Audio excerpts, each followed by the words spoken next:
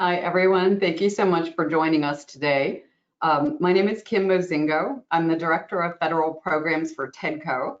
TEDCO is a quasi-state organization in Maryland that was formed 26 years ago, specifically to pull the technology out of the federal labs and universities in the state.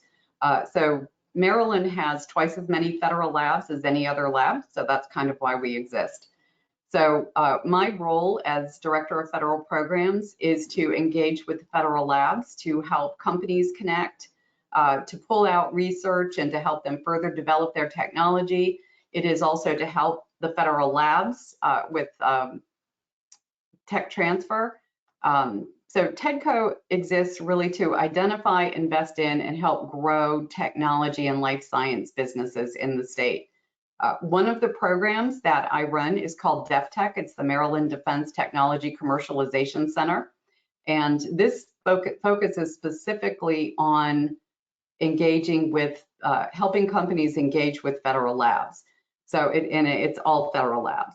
So one of the reasons I wanted to kind of set the foundation for our discussion today and why we're having this discussion and why we thought it was important to bring this to you.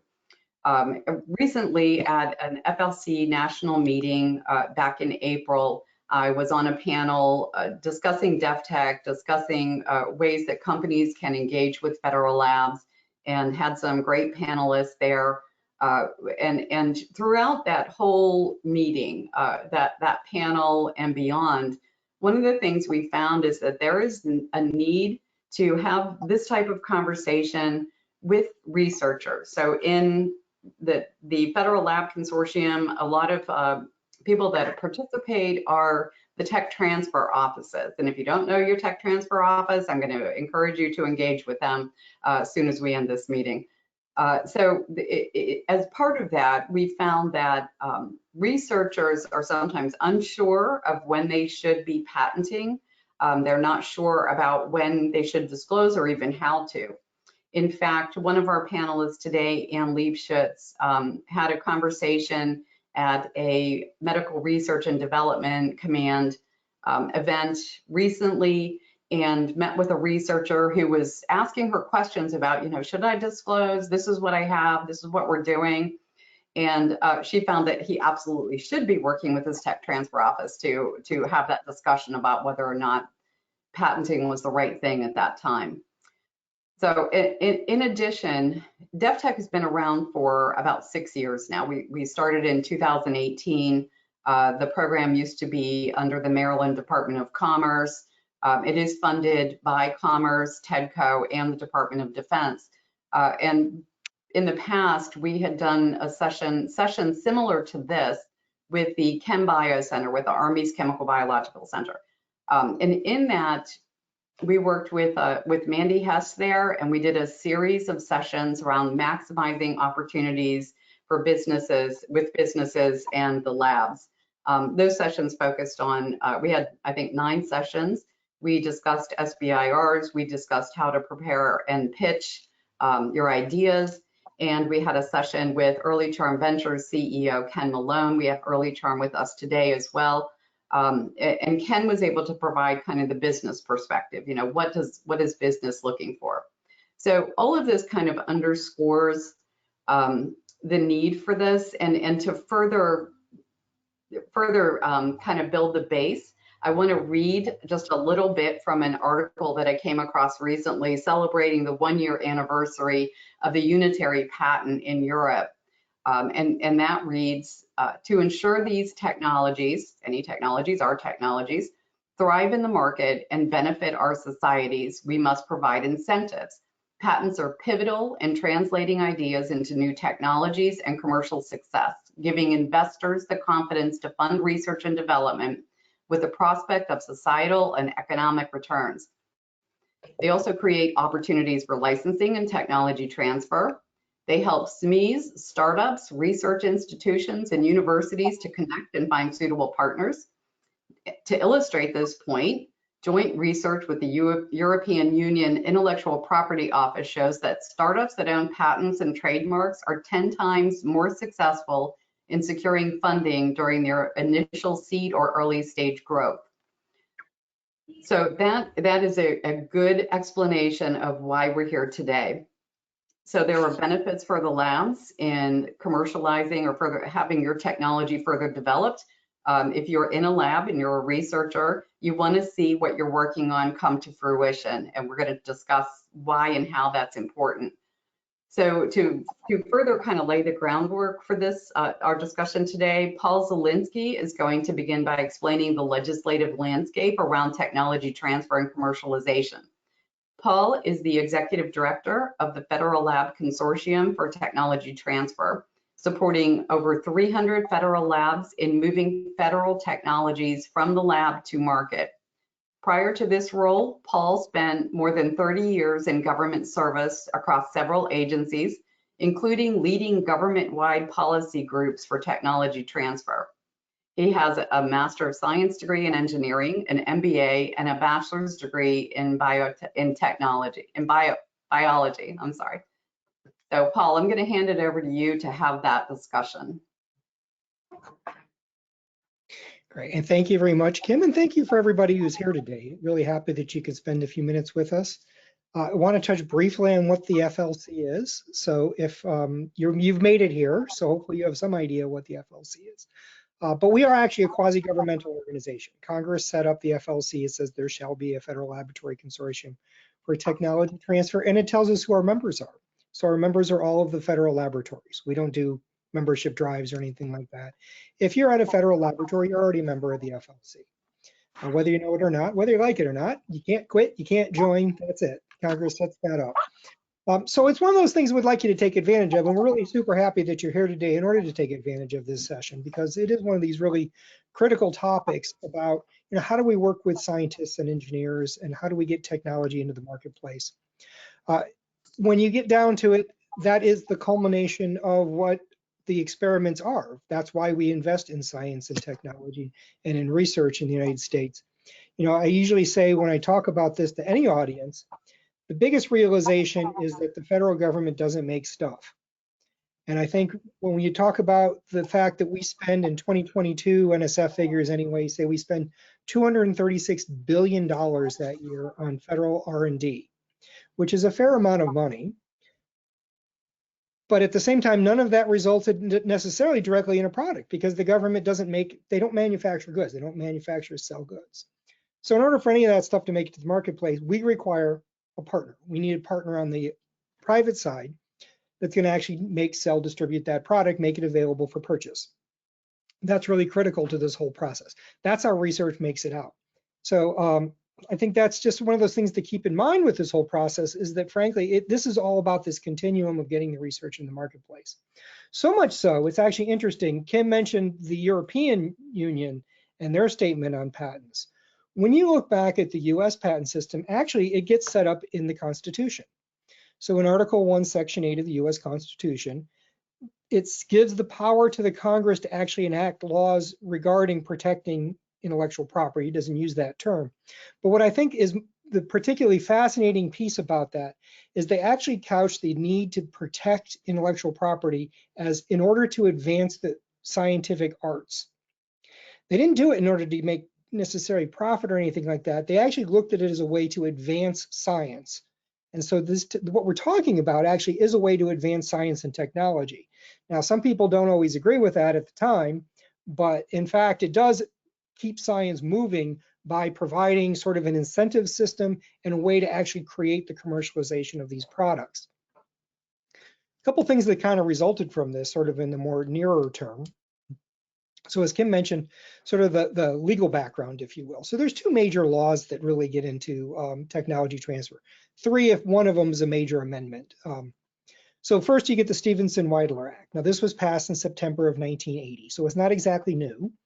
It's been around for a while, but Stevenson-Weidler basically made it a mission of every single federal laboratory to do technology transfer. So much so that if you have more than 200 scientists and engineers, and it's interesting, they didn't talk about how much money or how much program, they talked about how many researchers do you have? What's the production capability in terms of researchers, the research effort? If you have that, you have to have a tech transfer office. You have to have at least access to some sort of a tech transfer office. They use the word Office of Research and Technology Applications, which we lovingly call ORTA in federal land, but it just is a tech transfer office. It's mandated by the law. What's interesting, though, is it also makes it a mission of every scientist and engineer within the federal laboratory to do tech transfer. It's not just the responsibility of the tech transfer office, it is by statute the responsibility of all the scientists and engineers as well, which is really just this idea of how do we get stuff into the marketplace. A couple big parts of it too. When you look in sort of the whole whereas, therefore is all the beginning part, they do a pretty good job laying out the reason why in Stephenson-Weidler. Why would we do this? Why is it important? And they really get into this whole idea of economic benefit. How do we compete in the global marketplace? And that's what this is really, when you get down to it, you can publish, and that's great. Anybody picks it up and they can go ahead and do this. But if you want to be competitive, that's really where we do this. That's where tech transfer rules go. That's why they exist, is actually about picking up these technologies, making them viable items in the marketplace that people can make, sell, people can use. So that's Stephenson-Weidler. I'm going to loop back on that in a second. The other really important one is called the Bayh-Dole Act. Bayh-Dole Act is really kind of simple. They actually do a nice little preamble, which is that we're going to use the patent system in order to commercialize the results of research. I mean, they lay it right out at the beginning. They say it's the intent and purpose of Congress to do this. So it's pretty clear. Bayh-Dole is an interesting statute because that's the actual statute that gives the federal laboratories the ability, the authorization to control intellectual property. They say basically, do what it takes to control this intellectual property in a way that makes it available for commercialization. They lay out a bunch of other rules, but when you get down to what it means for federal laboratories, that's really, really critical because it sets this whole, like I said, this thing in government, you can only do what you're authorized to do. Well, this authorizes you to manage things and to take control of this to the benefit of the American people. So that's, it doesn't necessarily get into, you have to patent it. You can patent, you can trademark. Unfortunately, you can't really copyright. If you're a GOCO lab, government-owned contractor lab, you can. If you're a federal employee, unfortunately, copyright's not available to you for the vast majority of cases. And it simply goes back to a very old law that says you can't copyright government works. So unfortunately, they didn't really conceive of software back in 1908 when this was written down, and there's even an early version in the late 1800s. So that wasn't really considered, but unfortunately, that is something that we have to live with. So copyright's a little bit off the table, but patents, patent and licensing is something that we do. The other interesting thing about in terms of the legal background of this thing is a thing called the Federal Technology Transfer Act, which actually is an amendment to Stephenson-Weidler. So, but it does a couple big things. The two big things that it does is it sets up CRADAs, so cooperative research and development agreements, as a public-private partnership to advance research. So it sets up this whole construct that's available to everybody.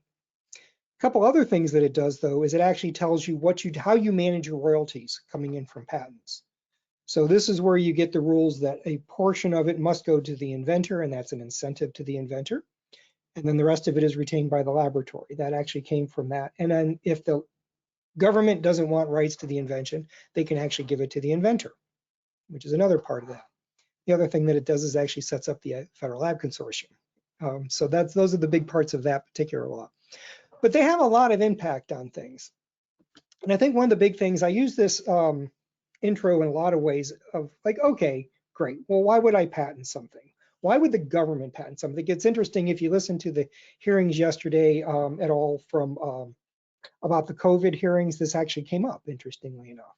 It was, well, NIH is making all these royalties and they shouldn't do that. Well, probably need to do a little bit of education with some of our Congress members. The big point of intellectual property isn't necessarily funding, because the amount of funding, even though they talk about big dollars, in government terms is not that much. The bigger point is actually being able to make sure that it reaches into the marketplace and then do the incentives back. So they're missing the point of it. One of the examples I often give, people argue about intellectual property. It's real easy if you think about intellectual property the same way you think about real property. So, many of us have a house. You understand real property, you buy a lot, you buy a house. That makes perfectly good sense. Most of us had to get a mortgage for that house. Okay, fair enough. Intellectual property is no different than the deed to a real property. Now, if I told you, hey, there's a park down the road, it's public land, everyone has access to it, it's like a published paper, everybody can use it. Go ahead, build a house there. You probably would say, well, that's probably not something I want to do. Everybody has equal access to your house. Don't worry about it. It'll be fine. You can live there, but everybody else can too. But don't worry about that. It'll be perfectly fine. And then you're going to go to a bank and say, hey, I'd like to borrow money to build this house. Good luck with that. Why would you have nothing to secure your investment? There's no way to prove that you have any type of an ownership. There's no way that the bank can make sure that their investment is actually going to bear some fruit down the road, or at least is going to be repaid. So there's a lot of reasons you can, it's almost like sounds crazy when you talk about it in terms of real property, but intellectual property isn't that much different. I mean, you get a patent so that you can transfer it to a company. You can tell a company, this is it. This is the invention. This is what it entails. This is what it does. I can license to you a right to that invention. And now you're going to go out and be able to raise money on that because, I mentioned this $236 billion federal investment. Unfortunately, that's only 1/3 of the R&D budget of the United States. The other 2/3 actually comes from the private investment side, which, if you think about that, just even stop for a second, think that's a huge amount of money. For us to be competitive, China spends close to that, not quite as much as we spend, but a lot of our investment in R&D comes from the private side. So you got to mobilize this private capital. You have to have rights to things in order to mobilize the capital. You have to show ownership. They got to be able to see that there's a pathway to creating a product and actually getting some money back on their investment. And that's why it's particularly critical. That's actually what these laws set up, is the ability for the government to operate in a way that the businesses operate. And it makes capitalism work, really. It's not that the government's going to own, make, and sell these products. Companies are going to license it. They're going to make, sell, and distribute these products. The private sector, and the best way, yesterday we're using it as COVID, but simply put, if you think about a COVID vaccine, you did not get an NIH COVID vaccine. You got one from a company, and they're the ones that make and sell it. And so as much as they might not love, there's a debate about pharma and there's a debate about research goes, the fact is that took a lot of time and money from the private sector to invest in order to achieve that outcome. And, fortunately, we have outcomes like that. And that's in any sector of government as well, any sector of research. I would invite you, I know I'm running out of my time, but we actually have a great example on our website. There's a tool called Lab Tech in Your Life. If you go to federallabs.org, you will find Lab Tech in Your Life. And it has other great examples of actual technologies that are in your life specifically. It's called that. We have a hospital, a house, and an airport. And it just goes through different technologies that came through federal research that made it into the marketplace. So just something I would call your attention in to take a look at. So thank you. Thank you, Paul. It's always interesting to listen to you talk about that, and very insightful. So from our perspective at TEDCO, we invest funding in companies. We have various investment vehicles for that. And the idea of a company having a patent, owning a patent, even, not exclusively, because we know a lot of labs don't do exclusive licenses, but that helps to insulate the company against their competition and makes them more attractive for investment. So with that, can you just talk for a minute about opportunities with CRADA? So you sent me a couple questions, and I really like the question about can I do a CRADA and a license, and how much do CRADAs cost? Can you just spend a minute talking about that? Yeah, I touched briefly on CRADAs. Often I talk a lot. Frankly, government laboratories do far more CRADAs than they do licenses, because they're usually trying to accomplish this mission. Every federal lab has this mission. They're trying to do something. They're not just doing research. They're doing research with a purpose. So CRADAs are actually a great vehicle, public-private partnership of how do you get there. So you can partner. You don't have to do it on the back end. You can actually partner on the front end before the research is done and create a product that can make its way in the marketplace. It actually really eases the whole process on the back end. Doesn't always happen that way, though. Sometimes it's just a government invention. To the point of this, you can actually do a CRADA after the fact. So you can license a federal invention and do a CRADA with the federal laboratory in order to advance that invention. That's actually part of what's in the statute.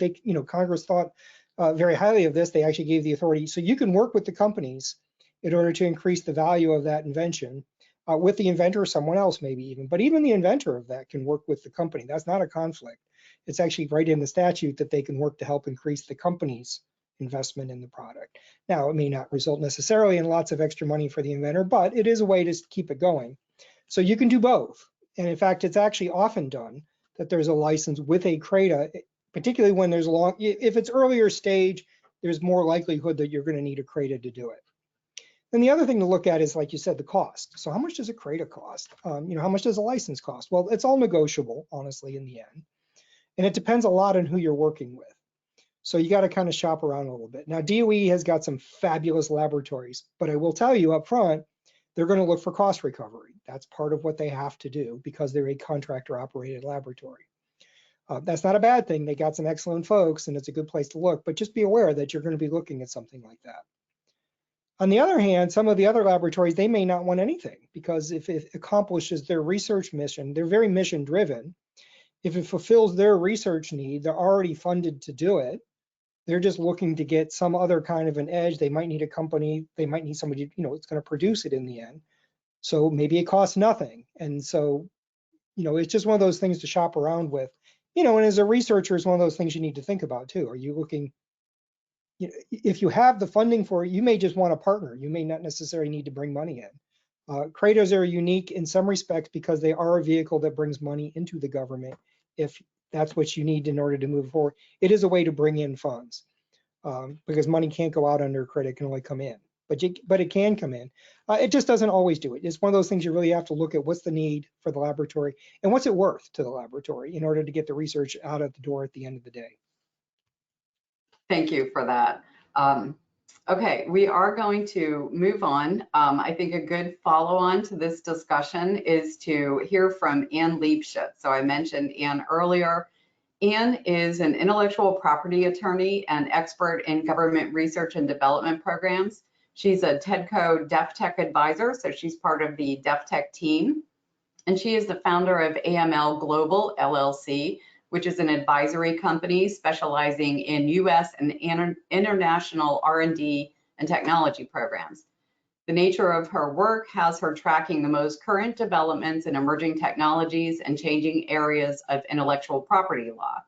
Ann is a lecturer at the Speed School of Engineering at the University of Louisville, where she teaches IP, intellectual property and management law in a master's level engineering program. In addition to her current work, Ann served as a legislative assistant and counsel in the US Senate.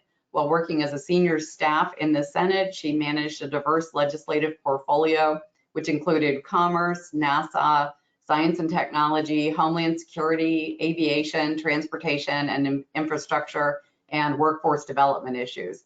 She has a degree in physics from Lake Forest College and a law degree from the University of Illinois Chicago School of Law, where she specialized in intellectual property.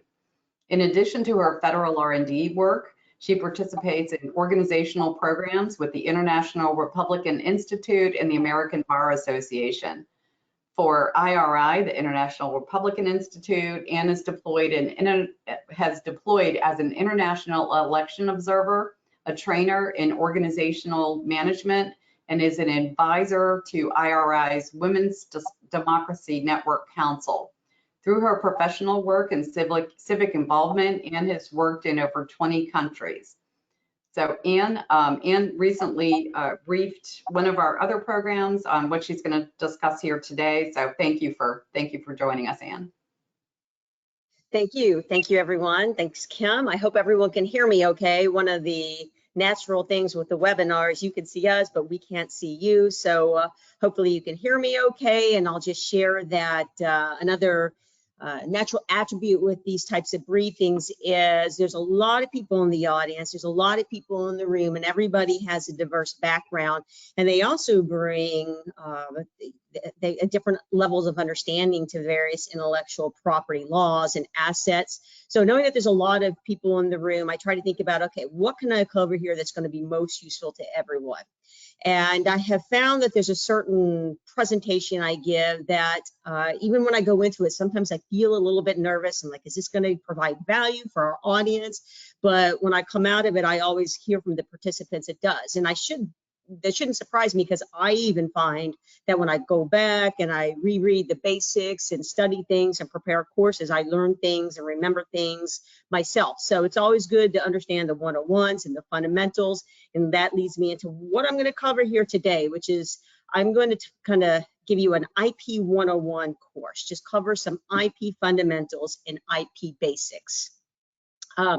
The goal here is to educate you on intellectual property for the enterprise value of your professional career. So not just get really laser focused on what you might not need in one aspect of one type of work with your lab, but really take a step back, look at the group of scientists, look at the group of engineers that may or may have not had the opportunity to take a basic IP law course or have any type of training in this, and provide a high-level landscape on the core intellectual property assets, what they cover. When I talk to companies about this, I say IP for your institutional knowledge, IP for the enterprise value of the company. And that's typically the approach. And I wasn't entirely sure if that was the best approach for this, but then as Kim referenced in her introduction, when I was at the MRDC Spring Research Festival and getting valuable information at the FLC booth and talking to the staff there, one of the researchers came up and was asking me about the FLC, and I was sharing with him just what I knew about it, encouraged him to meet his FLC rep, as it's a great organization. And I was sharing with him a little bit about what I do as well, and he went right into the questions that Kim referenced about, well, what if I'm working on this and I think it might be something that could be patented? How would I know? Just right in the DNA. And at that moment, I said, got it. Now I know what to cover today. So, and by the way, I told him about the program. If you're out there, I know you're new to the area, welcome. Feel free to reach out. So instead of targeting companies where we're talking about IP for your institutional knowledge and IP for the enterprise value of your company, this is IP for your institutional knowledge and IP for the enterprise value of your professional career. And again, I teach intellectual property law at the Speed School of Engineering, so it's often a very similar community, and I'm always surprised at the feedback I get from some of the just basic areas of law, and how each student that writes to me really found value in something completely different, if it wasn't exactly what they're working on at that particular time. So the four assets classes we're going to cover are trademarks, copyrights, patents, and trade secrets. I gave some thought to, should I cover things that may not be most relevant to what you're working on? And, you know, upon reflection, like, yes, I absolutely want to cover that, because we want to teach and speak to all of you, the entire enterprise value, the full spectrum of your thinking, of your processing, of how you analyze things, of how you take on your work. We want to speak to the full creative and inventive part of your, professional traits. So typically I cover protectable matter, disclosures and requirements, what constitutes infringement, transfers of property, interests, and work for hire and rights in creation and invention. Because we have a shorter period of time today, I'm going to cover protectable matter and disclosures, because you have these great tech transfer offices and personnel that can handle some of the other things for you. But I did want to give you what I normally cover, just in case it's interesting to you and you want to ask a question or reach out. So on that note, we are going to start with trademarks. Now, I'm going to be covering these in the order I teach them. There's a lot of method to my madness, but we take on trademarks first, and then we cover copyrights and patents together, because they deal with creation and invention, whereas trademarks, a little bit different order here. The branding, the company, the representation of where these inventive products and creative products are coming from. But again, we want to educate you on the full spectrum of the IP assets. So let's start with trademarks. So trademarks and service marks, they can be a word, a name, a symbol, or a device that is used to indicate the origin and quality and ownership of a product or service. So You have 4 types of mark: trademarks, service marks, certification marks, and collective marks. Trademarks cover goods, think Nike. Service marks cover services, think Hyatt Hotels. Certification marks certify to a particular quality or standard. Think about standards, Underwriter Laboratories. And collective marks represent membership to an organization. Think American Bar Association. So what does a researcher need to know, an engineer need to know? What is protectable matter under these marks? So let's talk about what these are, just for your general 101 understanding. So slogans, a slogan. For a trademark, a slogan, have it your way. Logos, think the Nike swoosh, McDonald's golden arches. Names of performing artists, Coldplay, Beyonce. Shapes and containers have brand protection. Think of the Coca-Cola bottle. Trade dress, the overall appearance of a venue, the overall appearance of a product. Think of goldfish-shaped cracker. Non-traditional marks exist as well, things that you might not think of that are traditional in brands, such as sounds and flavors and scents. The scent of Play-Doh is a trademark. The roar of the MGM lion is a trademark. Designs and ornamentations are also protectable by trademark, but they cannot have a function to them. They cannot have a utility. So something that is a design, something that is an ornamentation, and as long as it doesn't have a function, it can be protectable as a trademark. Serialized and literary movie titles and characters, and just a quick note, things that there was recent change in law. There used to be some type of threshold as to something was improper or immoral that could remove it from trademark protection. Now that is not the case due to recent Supreme Court laws. So if it meets the threshold of trademark protection, it can be protected. So that is, in a quick overview, what constitutes protectable matter under trademarks. And think, can this good service, logo, name protect my brand, protect my company, protect what I'm working on? And also, it needs to be used in commerce. Your trademark starts when you start using it. And I think this is always an interesting thing to point out to scientists, engineers, and people that are working on projects and companies. A lot of people think I have to have this registered with the federal government before I can get my trademark protected. No, rights start upon use in commerce. So if you're using something, if you're working with the government, you're using something, it could start accruing trademark protection at that time. And that goes to the second thing I'd like to cover with covering these asset classes, and that's disclosures. So when can you disclose a trademark? You're working on something, whether you're part of the government or not part of the government, you're part of a team. When can you disclose your trademark, your service mark, your mark? Right away, right away. No federal registration is required. And in fact, with trademarks, the sooner you disclose it, the sooner you use it, the sooner you get it out in commerce, the better.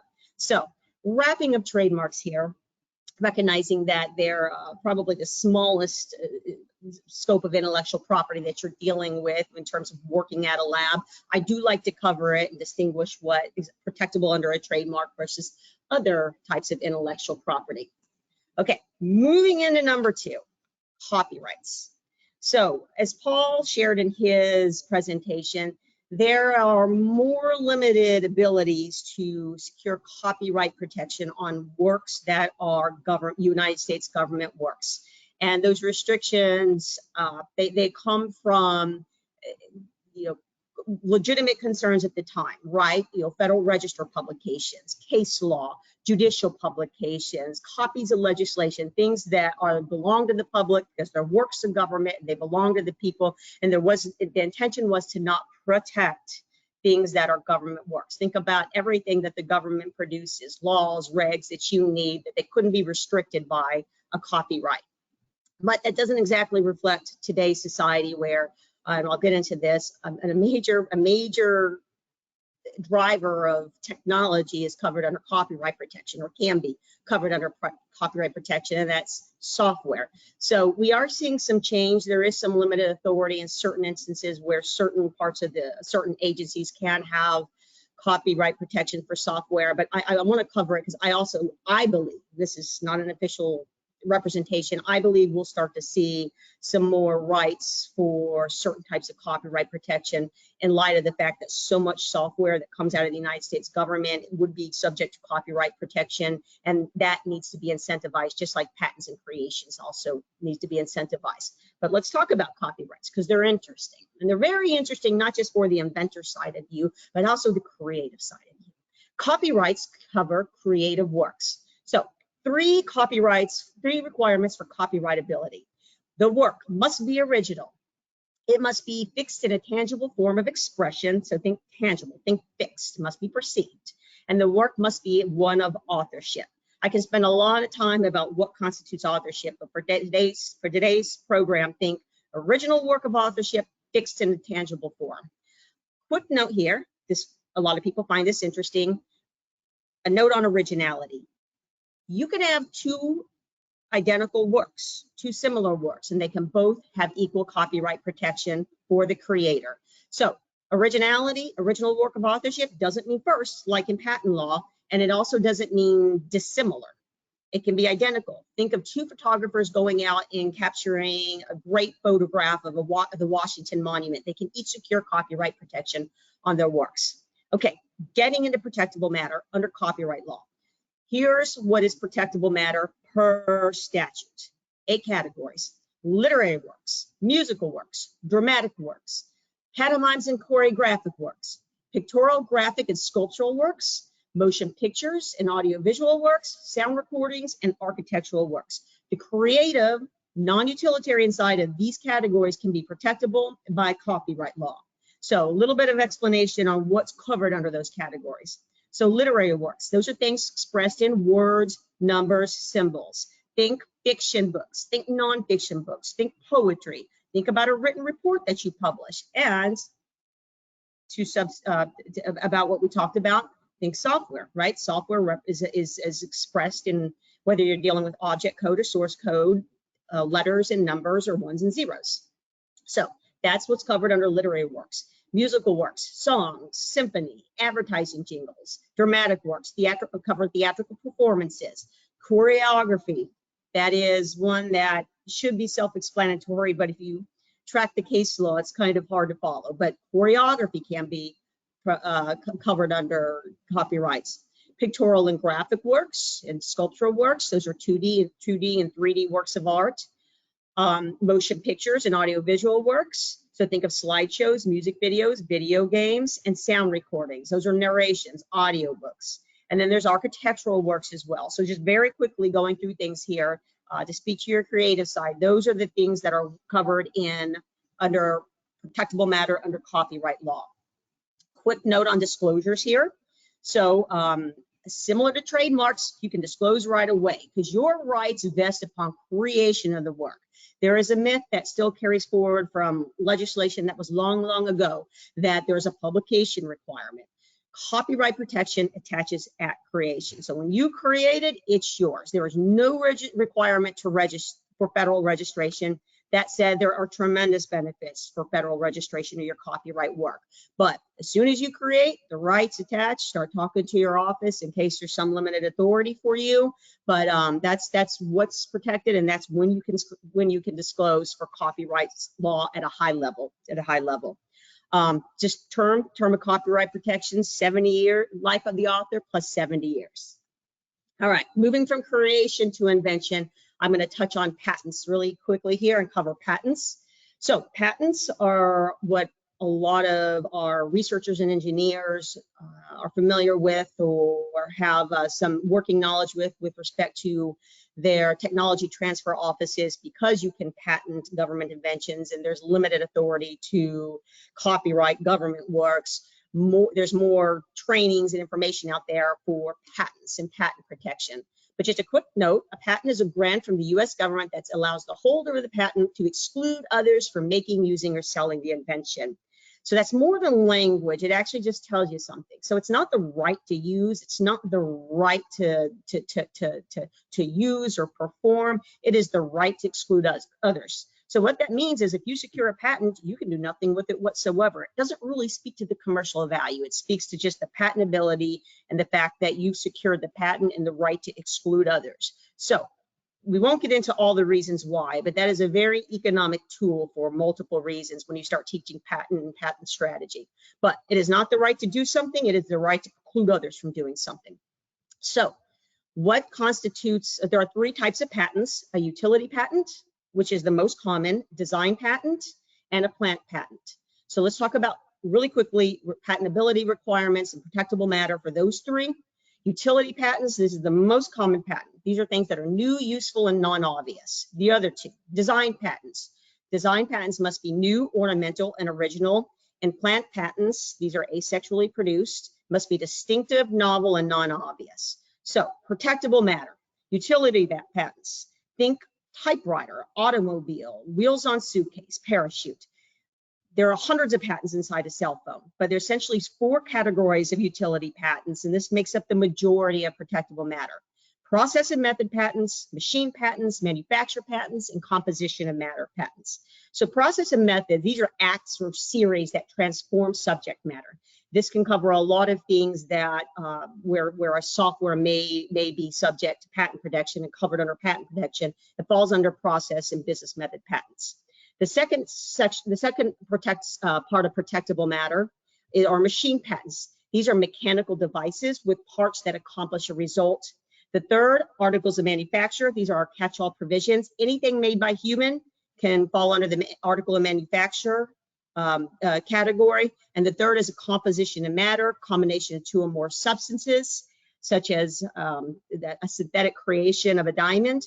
And then there's design patents, which protect non-functional aspects of an object, and any plant that is asexually produced. A quick thing on disclosure, a quick important note on disclosure, and then I'm going to pause for time. With disclosure, this is where disclosure becomes really important. As I shared with trademarks, disclose right away. In fact, the sooner the better. It shows that the sooner you use it in commerce, the sooner you have rights to the mark. Copyrights. Rights begin when you create the work. Patents, pay attention, very important. Do not disclose until you have your provisional filed. Now, what constitutes disclosure? We could spend a lot of time on it. Having a very private meeting with your tech transfer office would not constitute a public disclosure, but we are in what's called a first to file country. There is recent change in patent law that changes from first to event, first to file. So that means you need to work properly. You need to work with good controls. You need to protect your research. You need to protect your work. You need to protect your communications.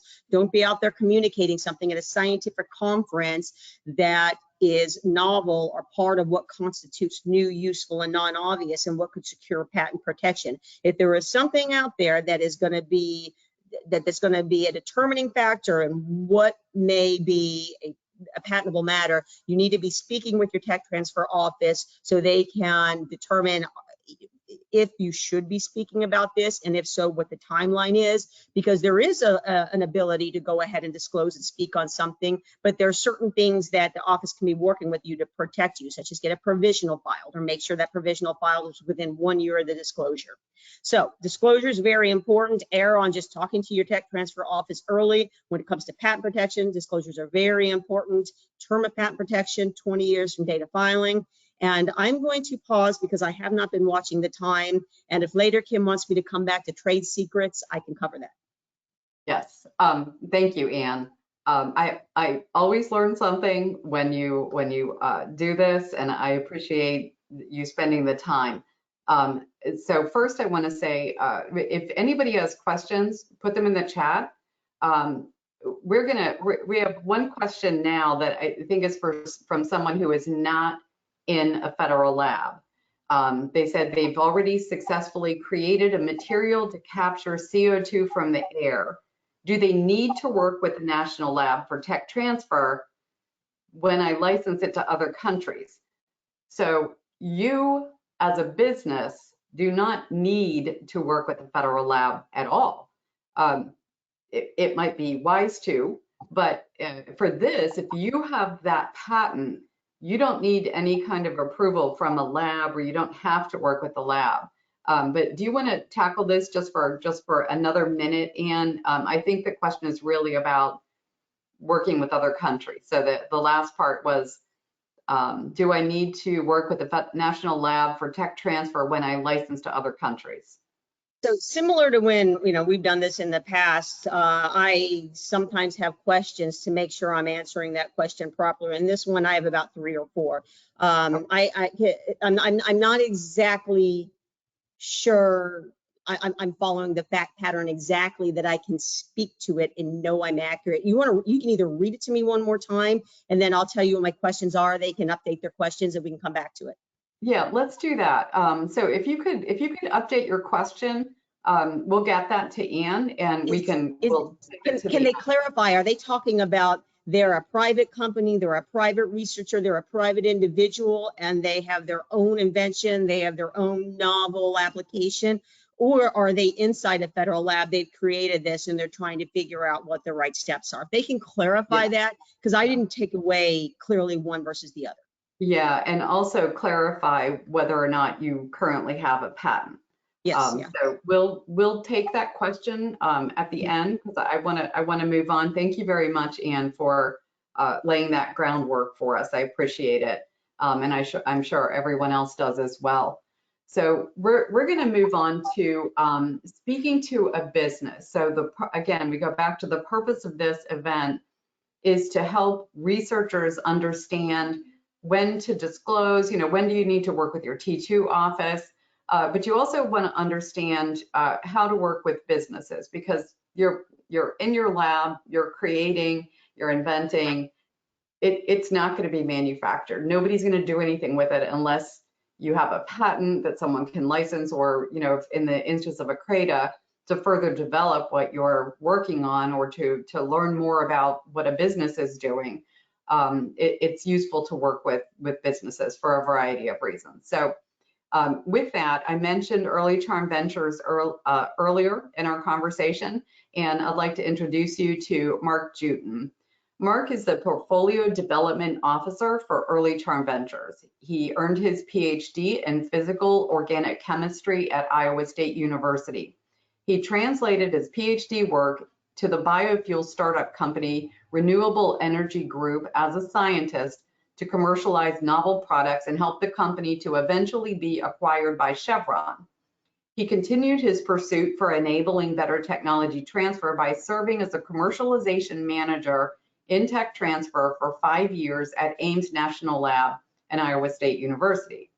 Mark joined Early Charm in 2020 to drive strategic vision of the company through new venture formation and has created, listen to this, 30 new companies. So Early Charm creates companies.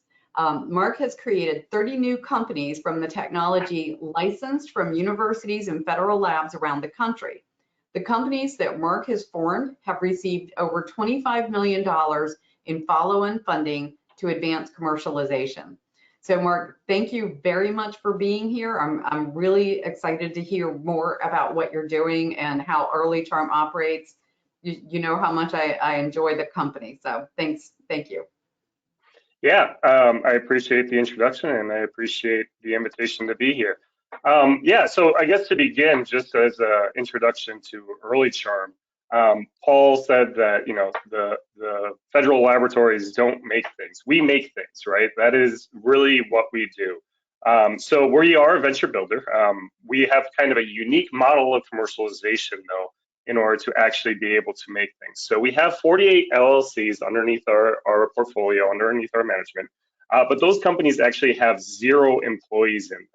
All the employees are Early Charm level employees. So the companies that we start are sort of like traditional startup companies. They're very early stage. They're all from licensed technologies from universities and federal laboratories. But really they operate kind of like a business unit within Early Charm as a whole, right? So all of our employees work across our entire portfolio. So we organize these companies into discrete units that kind of work together in order to commercialize a group of technologies. So an example of that has been very hot recently has been our hydrogen portfolio. We're working on things that have electrolyzers. We're working on fuel cells. Those might have 2 or 3 pieces of technology within a single production unit. And think of those as 2 or 3 companies, but really it's 2 or 3 pieces of IP that goes into that, right? So yeah, even though we are kind of this conglomeration, really, it comes down to the fact that we get in very early with tech transfer offices, and we're able to engage with researchers at a level that allows us to have that competitive edge. But that competitive edge has to be tied back to those pieces of property, right? And Paul made the great example of real estate. We actually use the same kind of analogy when we say, why do we have these LLCs? It's really because, you know, the same reason that a real estate company has an LLC on every single piece of property that they have. It protects them from liability, and it says this is the discrete unit that we are working with, right? And that's really helpful for when you are doing things like raising funds from an investor, or usually for early charm, what that means is when we are writing a grant. Very few grant applications are okay with us going off and not having that locked down piece of IP that we build the company around, right? And we mentioned several times about the competitive advantage for being able to say nobody else can work on this, but just as important to that competitive advantage is to protect against somebody else coming in and suing us for infringing on their work, right? If there is a license and a piece of IP that has been, it has been issued, then we can say, hey, we have this actual piece of technology that we can build off our company on. So that's really the thing that I look at when I go out and I start scouting for technology. So that's my chief role at Early Charm, is to go out and look for new technologies that come in. And that's the way that we kind of drive our vision, is by saying, okay, we're going to look at these pieces of technology and we're going to build up these products that we're eventually going to get to be able to manufacture. And manufacturing is the big part of the last really big piece of Early Charm, is that we're looking for things that we're actually going to manufacture and make. And that makes us a lot different than a lot of different like startup studios or something like that that would concentrate on therapeutics or say software or something like that. It's a little bit of a different niche because it's hard tech. But if you look at the vast majority of technology that comes out of university and national labs, it's really hard technology, right? So that means hardware type technology, something that's going to be a product at the end of the day. So we have to have really strong synergies and really strong efficiencies in order to be able to operate in that space, because we're never going to be able to scale in the same way that a software company scales, right? So yeah, we have a way of kind of bridging that valley of death, if you've heard of that valley of death that's so popular, from taking things that are really early technology readiness level and getting them to a point where you can actually make and sell product. And at the end of the day, that's the goal, is to be able to make and sell product. You can develop technology all you want, but you're not really making an impact on society if that's not being made and sold to, to the broader market. So at the end of the day, that's really what we're going after at Early Charm. Okay, thanks, Mark. Can you talk a little bit about what you're looking at, what you're looking for in a technology when you're starting a new company? Yeah, so there's 4 big things that we're looking for. The first one is good technical synergy with what we have already in-house. And this goes to the capital efficiency approach that I was talking about, that we have to already have kind of the talent that's going to be able to take it from an idea or from a laboratory and take it to market in a very rapid relative to the market type of matter, right? The second one, and this is true of basically, the first one is basically an Early Charm only, but the second one is true of any startup that you do. There has to be clear and obvious customers. And so what that means is that's not necessarily a result of customer discovery going out and saying, hey, to 100 different people, are you going to buy this technology? But that might be the DoD who says, hey, we really want this technology, right? And it's that second point that is the reason that Early Charm really focuses on defense and energy applications. Because defense and energy, they're really well-defined markets in and of themselves that have logical pathways to be able to attract that first funding, and then to be able to attract follow-on funding strategics, and then you can go from there, right? So the third part is, I don't really care if it's early stage or high risk, but you really do have to be able to have that grant funding pathway. A really nice example of this that may satisfy those first 2 points, but doesn't satisfy the third one, is something like a new fluorinated polymer that has some advantage in the marketplace, right? Even though it might have some advantage in the marketplace, there's such an allergy to being able to develop that technology 5-10 years in the future that becomes completely not grant fundable, especially not right now, at least, right? Even if you have the right mitigation strategies, even if you say, well, our polymer, that's not sloughing off PFAS. Why is that a problem? It's a problem because the public thinks there's a problem, and at the end of the day, that comes back down to the grant funding organizations, and that means that that's basically off limits. So, grant funding, I focus on that because it's a really good way of not only getting in money and helping to de-risk that early stage technology, but it's also a really good way of saying to future people who would be interested in this tech, hey, this is important. Take a look at these other people who kind of agree with our ideas. A really good way of validating that. The fourth point that I look at when I'm looking at a technology, and this is probably the most important, is that we're looking for good partners, right? So my first year at Early Charm, I contacted 99 different tech transfer offices across the United States, and I kind of explained what we're doing. I said, this is kind of what we're looking for. But one of the key technology questions that I asked wasn't, hey, does this tech work? I don't necessarily care as much, does this tech work, as is the inventor still working on this technology? Is this something that they're still interested in engaging in?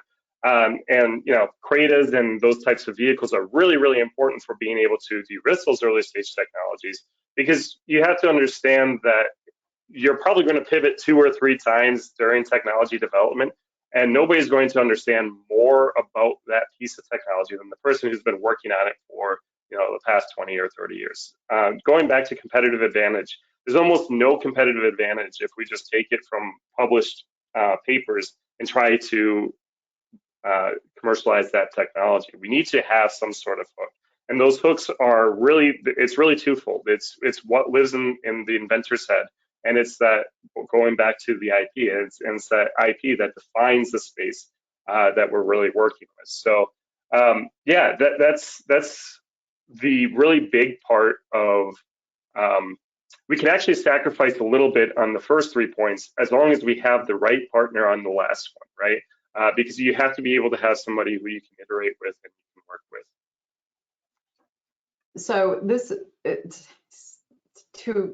many questions are popping up for me, but I'm gonna stick to our plan for the moment.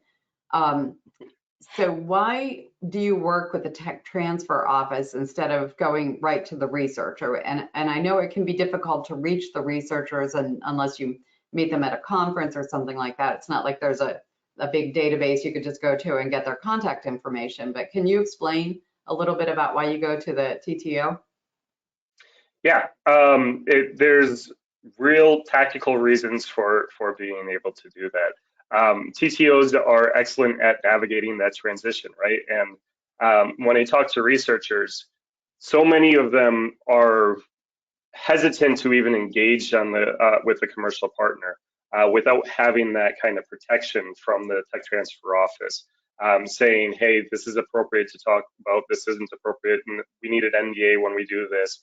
And this is the piece of IP that we're actually going to be talking about, and very clearly define what that is. That's all very important, and those are all very good reasons to work with the TTO. Something that I didn't mention in my introduction to Early Charm is that we take majority equity control of all the companies that we start, because the expectation is not that the professor or the inventor, if it's from a federal laboratory, is going to come along with the startup. They're important to stay engaged, but they're not going to be on the business side of things. We don't expect that at all. We want them to stay in their labs. We want them to stay inventing. But that transfer, there's going to be all kinds of contractual things. There's going to be all sorts of difficult things to navigate for a professor who wants to spend their time in the lab inventing, right? And I say to almost every inventor that I talk to, if you wanted to do this yourself, you could. You just have to quit your job and do it, right? Like it's not something, you have the secret sauce to your technology. We don't have that, but we do have this model of commercialization that allows you to actually impact the market. And that's what the inventor is actually missing. So having that partnership is really important. And that's really fostered by the Tech Transfer Office. Yeah, that's a great explanation. I appreciate that. And that's one of the things. So your early term is very savvy about how to do that and how to engage with the Tech Transfer Office, and you've done it multiple times. This is one of the things we're doing with the TEDCO's DefTech program, is helping to educate companies who have never done this before on how to engage and different ways to engage with a federal lab through the Tech Transfer Office. So I appreciate that discussion. You mentioned several times grants and going after grants. And I don't know if you mean SBIR, or, as you know, we say in the DoD world, SBIR, SITR, or if there are other things. But you mentioned that you don't look at venture funding so much. So can you talk about that? Yeah, very happy to. Yeah, so absolutely, SBIR, STTR is a very important mechanism. You know, when I go to other countries and kind of talk about what we do, that's always what they're very jealous of, is having that early stage technology development fund, right? I think it is still the slogan that they are the first seed fund, or America's biggest seed fund, or something like that. And that's really true. It's very important for early stage, super risky technology that's maybe not entirely clear from a technology standpoint if it's even going to work, but there's enough intrigue in it that you want to develop it to go after SBIR, STTR awards. But there's also all kinds of different granting mechanisms beyond that too. TEDCO is a great partner in this. You know, there's state mechanism. There's certainly a lot of other federal mechanisms through CHIPS Act and things like that that open up all kinds of possibility to be able to get to a point of actually doing production, right? So Early Charm actually even just got a $10 million production grant from the Department of Energy for making fuel cells, or components for fuel cells at least, right? So those granting mechanisms are actually available to get you all the way to a point where you are making product. And I think that is something that is a little bit misunderstood about doing startups, is that you don't necessarily have to go to an exit. There are pathways that you can actually go to making product. So to answer your question about why not VCs, and that answers it a little bit. VCs are usually on 5 or 10 year timelines, and you need to be able to hit 100x in order for the investment thesis to actually make sense in most cases. That's not the case for the majority of hard tech. The majority of hard tech is way longer development timeline. Doesn't matter how good of a coding you have, if you have it for aerospace applications, there's still going to be 15 years of qualification before that's going to see a sense, right?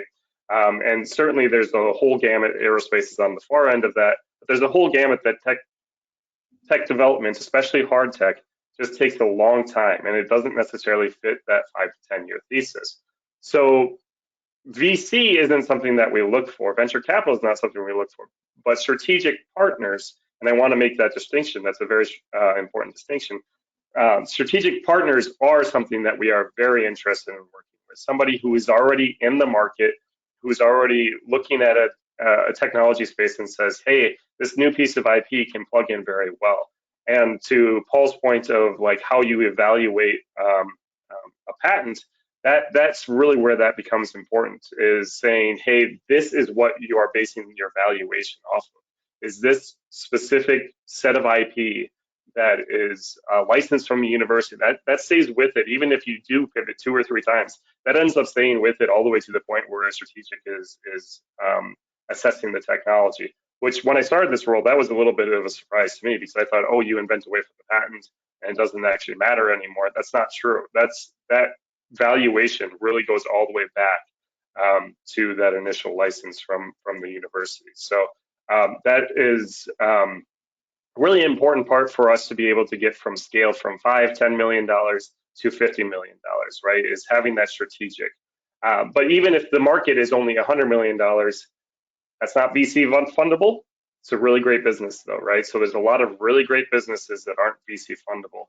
And a lot of people who are starting their own company, I think, spend too long chasing after VC funds and not necessarily chasing after making a product, finding the right strategic, and then going to market that way.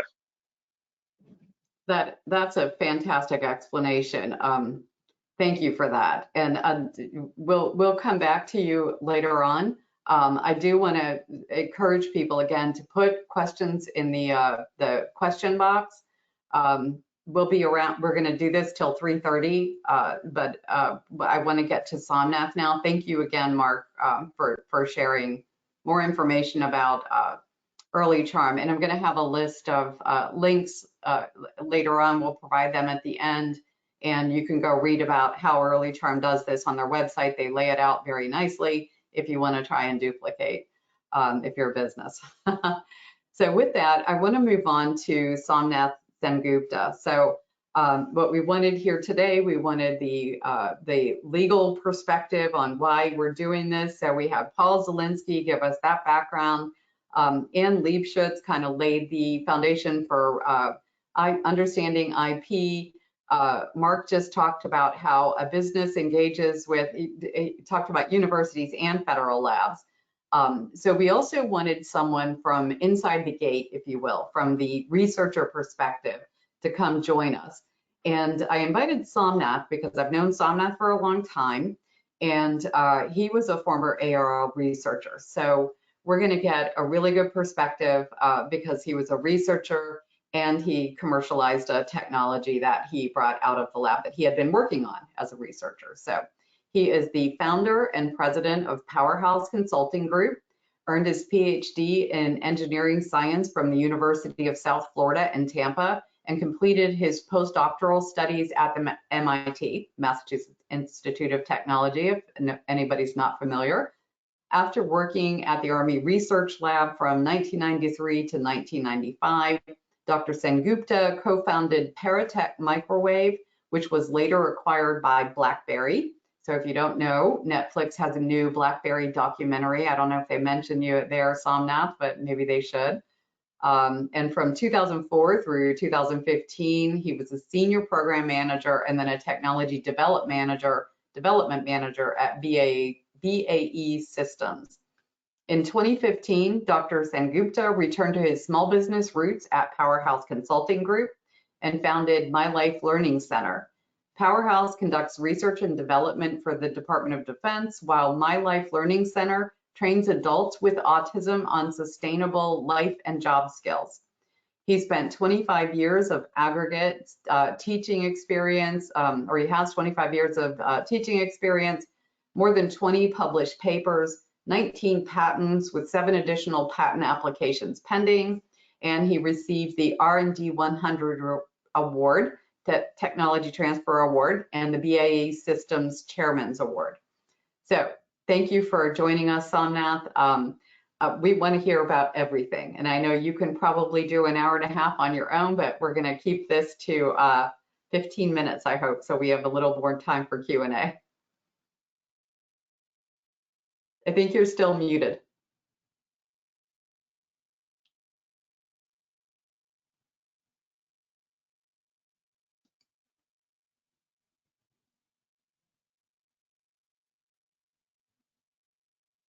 It's there's a red arrow on the right-hand side, and underneath that is the microphone button.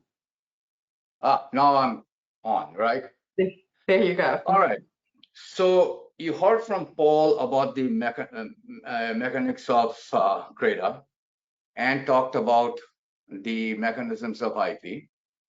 Mark talked about if you do not want to leave where you are, but want to see money coming to you, the mechanism of that, you kind of license it out, let somebody else grow the company. I can only talk to you about if you want to live with the technology, because I haven't done the other one. So, but still, the process to succeed is probably the same.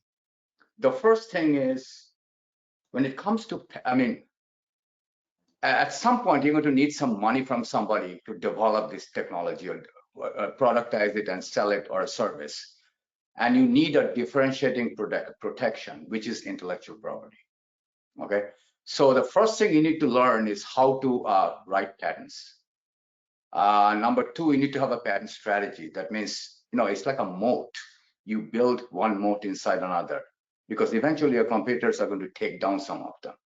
Okay, and the crown jewels must be at the middle, at the very center of the moat that you can protect.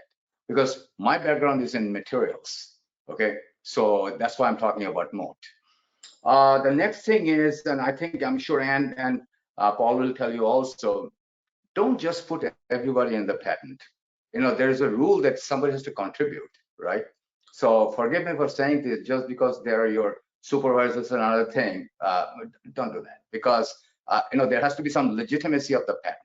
That means somebody has contributed to it. All right, so that's the other thing. Intellectual property, like I said, is very necessary. You must work with tech transfer because that's your protection. They know the rules, okay? And what happened in my case when we left and we started the company, all right? And then the venture capitalists came along. Oh, the other thing I must tell you is that what I have learned over that period is that how much artistic control you give up on your technology depends on how mature your technology is, okay? And how good you are in negotiating. If you leave the lab at a TRL2 level, you're going to give up a lot, okay? But like Mark said, there is so-called free money available, if I may say so, from the government to develop it to a maturity level, and then you can take venture capital or something else, okay? When it comes to, you know, even if you do patents inside the government, in this case, the Army Research Lab, you know, it belongs to the Secretary of the Army, right? So once you leave and you start a company based on that, you have to come back and license it. So you should teach yourself the, you know, kind of understand the process. Probably what's going to happen, the people who are funding you are going to sit across the table and try to negotiate with them. And that's happened in case of Parity. They negotiate, they get a royalty, they get a lump sum fee and everything in front. And then you get rights to the patent. Of course, exclusive rights cost more than non-exclusive rights because I mean, you know, I mean, unless you think you want to do many things with that, I really don't think you need an exclusive right. I think you need an application-specific right. Another important thing I must tell you, no matter how you go, patents are just a timestamp of a capability. That means what happened that year, you invented, and the USPTO said, yep, this looks like something, so we will give you the patent. That doesn't mean the invention stopped there. So if you want to stay ahead of your patent portfolio, you are the one who have to continuously invent, whether you stay inside the government or outside the government. Because patents become obsolete, and you know, after some time, people will go around it. So those are the things I would say, and with regards to intellectual property, and when it comes to funding it later on, should you decide to leave, whether you get a VC or you get a strategic partner, it's more or less, you know, the venture capitalists have a bigger wide thinking than strategic partners, but in each case, you must try to negotiate your position. Okay, so that's the important thing. And I talked about, let's see. Oh, and when you write a patent, nowadays, you know, AI, ChatGPT, OpenAI, and everything has become a little bit more, you know, useful. You should do a thorough search of what is the state of the art. And the other thing, the absolute desire to publish papers, maybe you want to refrain from that a little bit, especially in foreign conferences, okay? Because once you say that, a time clock starts. So if you're really into having a patent portfolio, licensing it, and growing something from it, you may want to rethink your publication strategy. And last but not the least, if you think that there is an international market, you're going to have to, at some point, spend money, get it translated, and apply for the patent. If you stay within the government, yeah, you have the government's help to do that because it costs a lot of money. If you don't stay within the government and you leave, somebody has to bear the cost. And the last thing I would say is that if you have an idea, you think it is something good, but you don't have the time to put in a patent, put in a provisional application. You know, at least hold the spot. But know one thing, that once you put a professional application, you can't just expand on it. Or in other words, if you put a professional application on a computer, you can't say that, well, that material can also pave the road. Okay, no, you can't do that. You're gonna have to stay with it. But try to protect yourself as early as you can, because that then helps even if you go out to give a talk. But I mean, the point I'm trying to make here is that intellectual property is important, very important, wherever you go to get money. And don't try to swing it by yourself, because there's a lot of knowledge within the government that can help you, because they've seen a lot. Okay. All right. Thank you. Okay, thank you, Somnath. Can you talk a little bit? So I know that you built your technology at ARL, the one that you then left and licensed after you left the government service. You licensed that technology, built, like you said, a moat around it, eventually built a company that was acquired by BlackBerry. Can you talk a little bit about when you were at ARL, your interaction with companies before this technology, before the Paratech technology, if you will? Were you working with companies on other IP, or did you have other patents when you were there? Yes, of course. I mean, in this material technology, we have a lot of patents, right? So there were companies that licensed it but didn't move too far.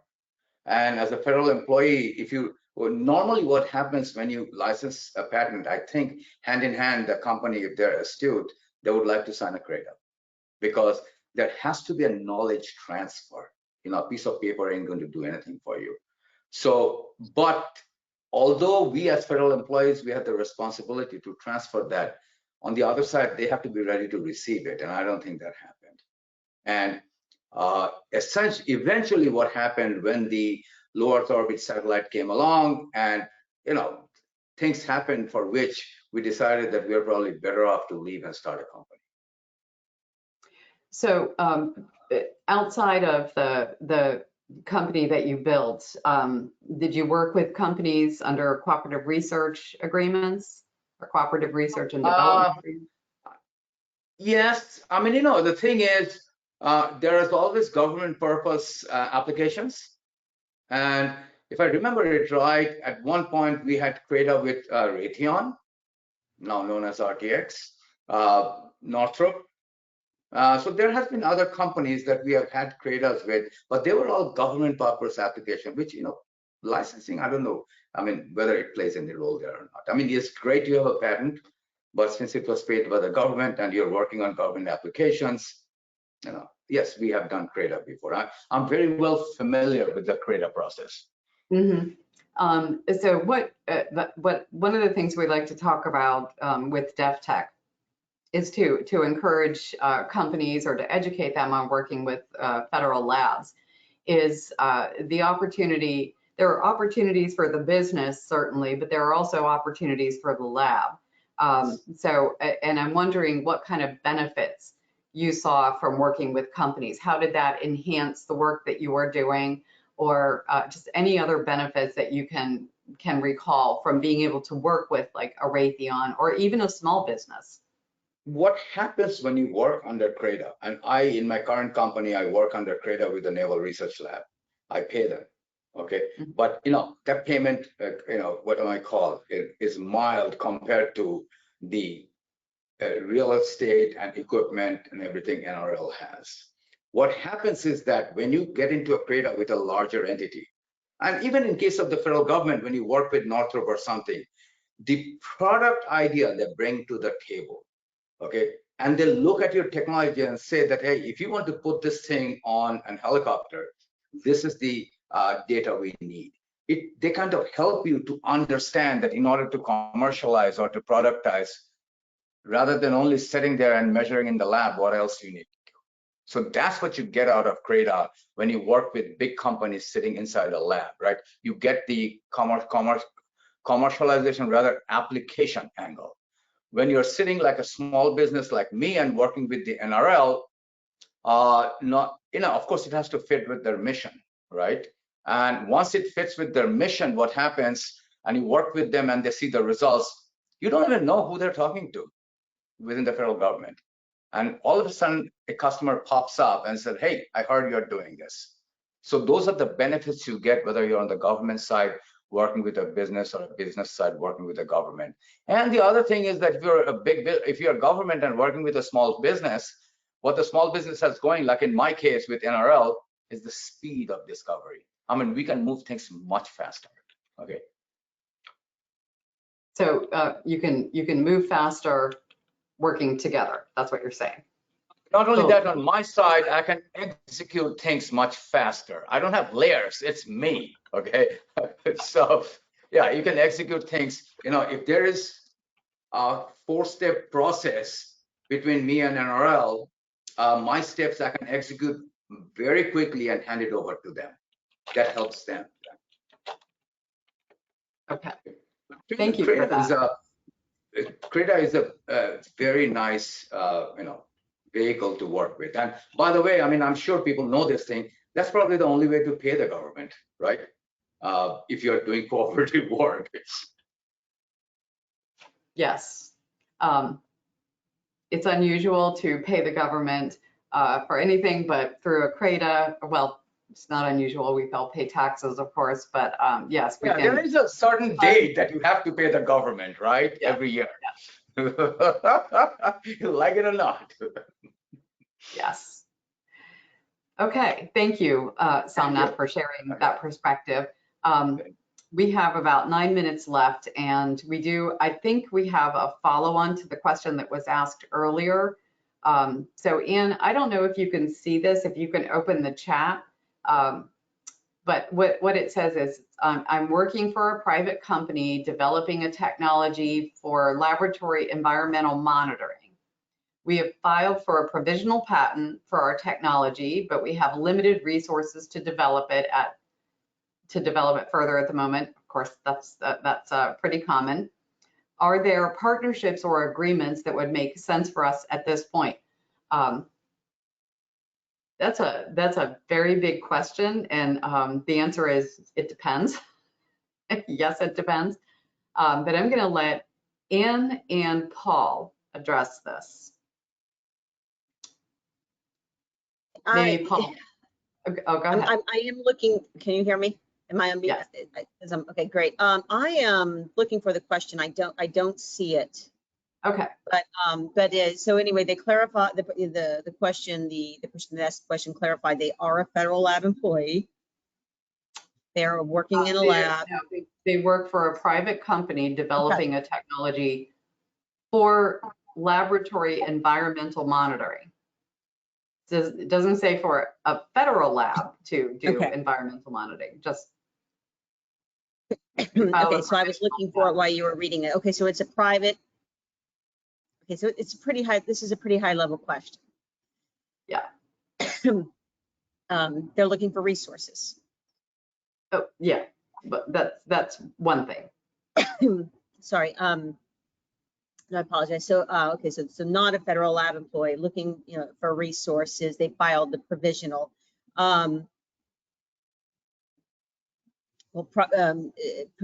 Resources for pursuit of the patent costs. Is that what the question clarifies? Not quite. They want to know if there are partnerships or agreements that would make sense for them because they're looking for resources. So there might be, there are opportunities. We talked about SBIR and STTR. We don't have a lot of time to go into that. That's small business innovation research and small business technology transfer, which is, working with a lab, Yes. I'm forgetting the word, Paul, help me. SBIR. So it's a resource question, not an intellectual property law question. It's not it's not really an intellectual property law question. It's more of are there partnerships or agreements that would make sense? So a very, very high level partnerships, agreements, resource question. Okay, so Kim, you were covering some of the things that I would talk about, just thinking about federal lab, federal resources. whether or not there are dedicated mechanisms of funding, specifically SBIR, assuming it meets the thresholds that they could use to continue to develop their innovation. We talked about CRADAs, as you also mentioned again, about as a mechanism for cooperation with federal labs to continue to co-develop, improvements are important, and work on their product and the application, with the strategic value of the CRADA being now you are working strategically with with the lab as a partnership, with the research team as the partnership. Again, the CRADA requires financial resources or, both parties bringing their resources to the table. And then specific from the federal government side, there are other mechanisms that there are grants and contracts out there covering all federal grants and opportunities across the federal government's more than we have in the next 5 minutes.